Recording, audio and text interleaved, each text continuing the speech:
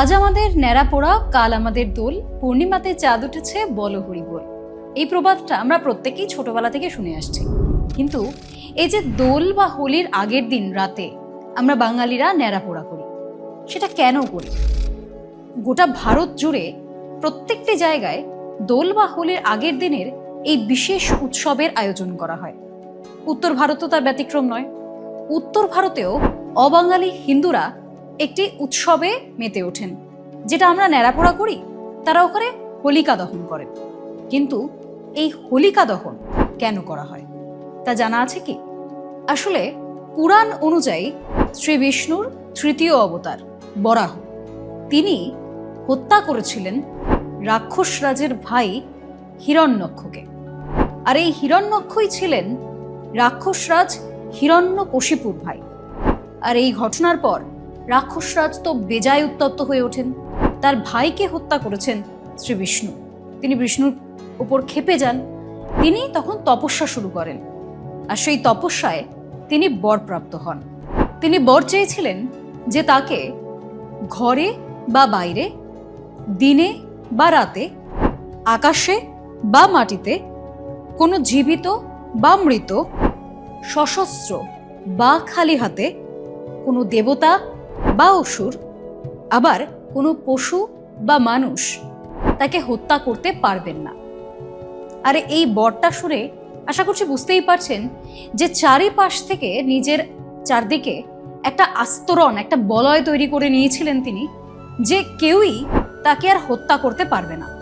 এই বর তিনি তপস্যার ফলে পেয়েও ছিলেন। আর সেই বর পাওয়াতেই তিনি ভেবেছিলেন তিনি অজেয়, তাকে আর কেউ কোনোদিনই পরাজিত করতে পারবেন না। আর এই বরপ্রাপ্ত হওয়ার পর তিনি মনে করেন যে এবার শ্রী বিষ্ণুর উপর তিনি প্রতিশোধ নেবেন। কিভাবে প্রতিশোধ নেবেন? রাক্ষস হয়ে দেবতার সাথে সরাসরি তিনি লড়াইয়ে যাননি। তিনি করেছেন কি, শ্রী বিষ্ণুর যে ভক্ত গোষ্ঠী ছিল, যে ভক্তকুল ছিল, তাদের ওপর অকথ্য অত্যাচার করা শুরু করেন। আর তারা তো শ্রী বিষ্ণু শ্রীহরিকেই স্মরণ করেছেন হিরণ্যকশিপুর এই উত্তপ্ত করার ফলে। কিন্তু এই ঘটনাতে শ্রী বিষ্ণু অনেক দিন সহ্য করেছেন, তিনি কিছু বলেননি। তার একটি কারণ ছিল, আর তার কারণ হলো হিরণ্যকশিপু যখন বিয়ে করলেন, বিয়ের পরেও তিনি এই একই কাজ জারি রেখেছিলেন। তার সন্তান হলো, আর সেই সন্তান হচ্ছে প্রহ্লাদ।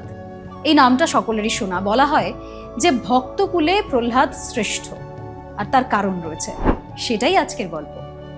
এই যে প্রহ্লাদ, তিনি জন্ম থেকেই বিষ্ণু ভক্ত ছিলেন, কারণ তিনি তার মাকে দেখেছিলেন বিষ্ণু সেবা করতে।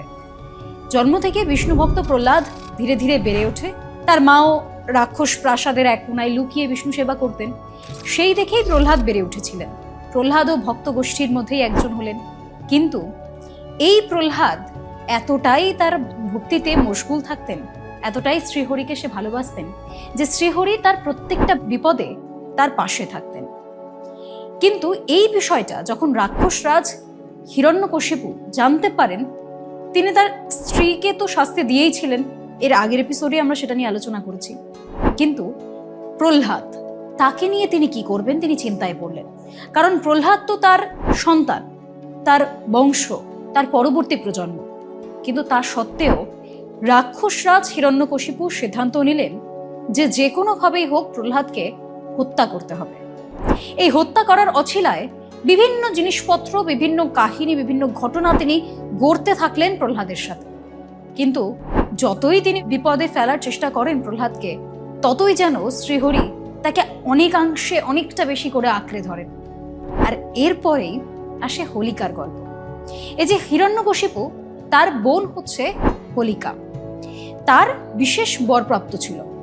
তিনি বরপ্রাপ্তি পেয়েছিলেন যে তিনি কখনোই আগুনে দাহ্য হবেন না, এবং তার পাশাপাশি তার কাছে একটি অক্ষত উত্তরীয় থাকবে, যেই উত্তরীয় নাকি আগুনের থেকে হোলিকাকে রক্ষা করবে।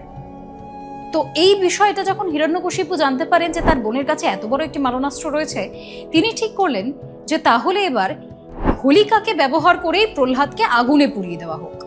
একেবারে জ্বলন্ত চিতার ওপর হোলিকা, অর্থাৎ প্রহ্লাদের যিনি পিসি, রাক্ষস পিসি, তিনি প্রহ্লাদকে কোলে নিয়ে বসলেন। প্রথমত তো উত্তরীয় রয়েছে, যে উত্তরীয় অলৌকিক ক্ষমতা বলে হোলিকাকে রক্ষা করবে বলে হোলিকা জানতেন। তার পাশাপাশি হোলিকা এটাও জানতেন যে তিনি নাকি আগুনে কখনোই পুড়বেন না, কারণ তিনি বরপ্রাপ্ত ছিলেন। এই ঘটনার পর যখন হিরণ্যকশিপু তাদেরকে জ্বলন্ত চিতার উপর জ্বালিয়ে দেয়, একটা অলৌকিক ঘটনা ঘটে। সেটা হচ্ছে হোলিকার যে বরপ্রাপ্তি হয়েছিল সেই বর বিফলে চলে যায় প্রথমত, আর দ্বিতীয়ত হোলিকার যে অলৌকিক উত্তরীয় ছিল, যে উত্তরীয়তে একটা আঙ্গিক দেওয়া ছিল যে আগুনে সে পুড়বে না, সেই উত্তরীয় প্রহ্লাদকে জড়িয়ে ধরে আগুনের চিতার আগুন যখন উঠতে থাকে, হোলিকাকে সে রক্ষা না করে প্রহ্লাদকে রক্ষা করে। এখানে একটা অলৌকিক ঘটনা ঘটে যে কোনো বরপ্রাপ্তি হোলিকার সঙ্গে থাকলো না যখন তার প্রয়োজন ছিল।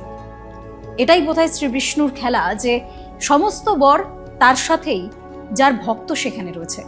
প্রহ্লাদকে বাঁচাতে সেই উত্তরীয় প্রহ্লাদকে জড়িয়ে ধরে, আর আগুনে পুড়ে যান হোলিকা। আর এর ফলেই পরবর্তীতে হোলিকার মৃত্যু। আর হিরণ্যকশিপু বুঝতে পারেন যে প্রহ্লাদকে আর কখনোই বোধহয় কোনোভাবেই হত্যা করার চেষ্টা করা যাবে না, কারণ তাকে রক্ষা করছেন স্বয়ং শ্রীহরি। আমরা এর আগেও দেখেছি যে আমাদের রামনবমীতে রাক্ষসরাজের দহন করা হয়, রাবণের কুশপুতুল পুরানো হয়। ঠিক তেমনি নেড়াপোড়া আমরা যেটাকে বলি বাংলায় যেটা হয়, কিন্তু উত্তর ভারতে সেটা হচ্ছে হোলিকা দহন। অর্থাৎ সমস্ত অশুভ শক্তির অবসান ঘটিয়ে শ্রীহরির স্মরণে শুভ শক্তির সূচনা।